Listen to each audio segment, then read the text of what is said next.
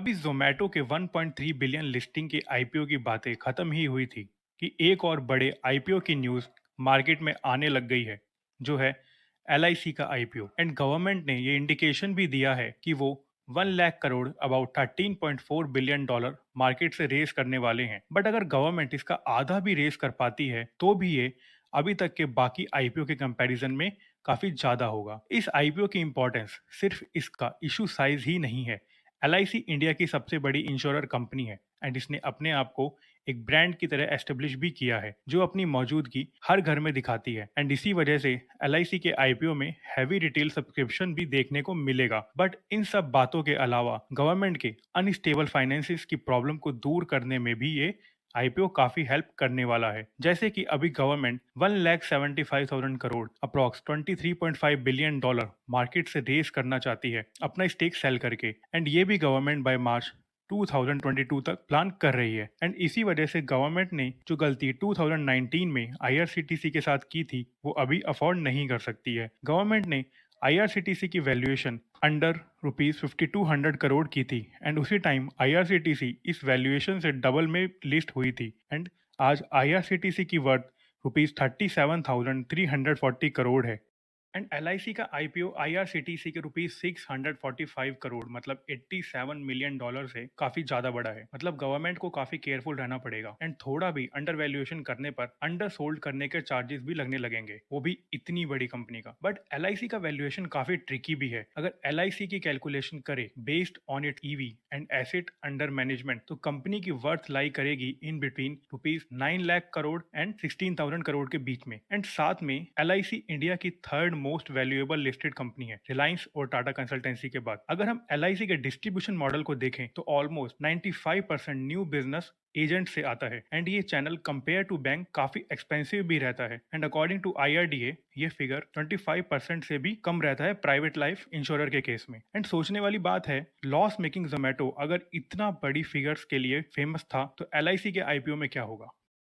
LIC AUMs of over 34,70,000 crore approx $466 billion पूरे mutual fund industry से ज्यादा है। आज भी हर 5 में से 4 इंश्योरेंस पॉलिसी LIC बेचता है। अभी भी इंडिया में 23 लाइफ इंश्योरर कंपनीज हैं, बट हर एक मिडिल क्लास में एक LIC पॉलिसी तो आपको मिल ही जाएगी। एंड गवर्नमेंट भी इस बात का पूरा फायदा उठाएगी, क्योंकि जितना जरूरी ये आईपीओ इन्वेस्टर्स के लिए है उतना ही गवर्नमेंट के लिए भी है, क्योंकि गवर्नमेंट 1,75,000 करोड़ के डिस इन्वेस्टमेंट का टारगेट रख रही है बाय 2022। इसलिए about 10% of the issue size policy holders के लिए रिजर्व है। ये रिपोर्ट्स भी सामने आ रही है कि 5 to 6% आईपीओ में ला सकती है एंड बाकी 4 to 5% एफपीओ के थ्रू ला सकते हैं। पूरा 10% एक साथ आईपीओ में ना लाके। बट साथ में ये बात भी इंपॉर्टेंट रहेगी कि गवर्नमेंट एंड उनके इन्वेस्टमेंट बैंकर एलआईसी को सही से वैल्यू करे एंड आईआरसीटीसी के जैसी गलती दोबारा ना करें। कुछ रिपोर्ट्स के अकॉर्डिंग आईआरसीटीसी की ऑनलाइन ट्रेन बुकिंग की मोनोपोली के बावजूद आईआरसीटीसी को काफी कंजर्वेटिवली वैल्यू किया गया था। एंड एक फंड मैनेजर ने इतना तक कहा था कि गवर्नमेंट को इंटरनेट कंपनी को सही से वैल्यू करना भी नहीं आया। गवर्नमेंट आईआरसीटीसी के आईपीओ से ₹645 करोड़ मतलब $87 मिलियन रेस करना चाहती थी, बट आईपीओ वेट्स थी वर्थ ₹72,200 की एंड आईआरसीटीसी की करंट वर्थ है $37,340 करोड़, वो भी आईपीओ वैल्यूएशन जो कि $5 बिलियन का था उससे 7 टाइम्स ज्यादा। बट गवर्नमेंट ये मिस्टेक दोबारा रिपीट नहीं करेगी।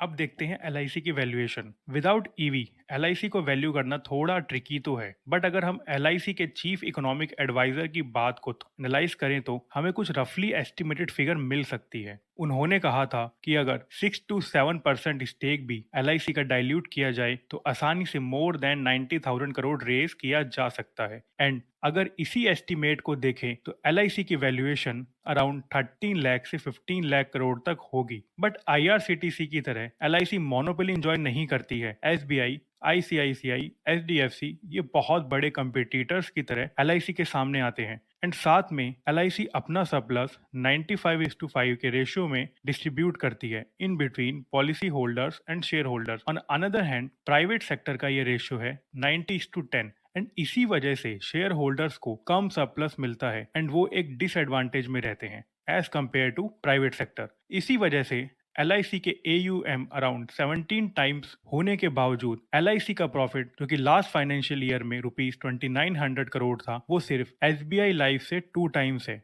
एलआईसी के सक्सेसफुल होने की एक वजह LIC एजेंट भी है। लास्ट ईयर के अकॉर्डिंग इंडिया में अराउंड 2.3 मिलियन इंश्योरेंस एजेंट्स थे एंड जिसमें मोर देन हाफ LIC के साथ काम कर रहे हैं and around 95% premium on new policies agents ने कंट्रीब्यूट किया था। But agency model as compare to banking channel 25% से 30% मोर कॉस्टली रहता है। एक और बड़ी प्रॉब्लम LIC के सामने धीरे धीरे राइज हो रही है, वो है इनकी dependency on group and single premium policies. About 70% of the LIC's new business came from group policies by year ended March 2021 and ये ऑलमोस्ट सिंगल प्रीमियम के साथ था। एंड यही अगर प्राइवेट सेक्टर की बात करें तो 40% of its new business came from group insurance. And LIC की इंडिविजुअल पॉलिसीज की बात करें तो वो है 43% सिंगल प्रीमियम के साथ एंड दूसरी तरफ प्राइवेट प्लेयर्स का परसेंटेज है बस 18%। सिंगल प्रीमियम पॉलिसीज पे सर्वाइव करना ईयर टू ईयर बेसिस काफी चैलेंजिंग टास्क है। इसी वजह से प्राइवेट प्लेयर्स रिकरिंग प्रीमियम्स पे ज्यादा फोकस करते हैं। बट LIC के पास सिंगल प्रीमियम पे भी बिजनेस ग्रो करने की कैपेबिलिटीज है according to some reports published by rival insurance companies. And इन्हीं सब फैक्टर्स को ध्यान में रखते हुए गवर्नमेंट अपनी गलती रिपीट नहीं करेगी। एंड आई थिंक LIC का IPO Indian capital market history में एक गेम चेंजर की तरह सामने होगा। And that's all for today and if you like my content then please subscribe because we really need your support to grow this channel.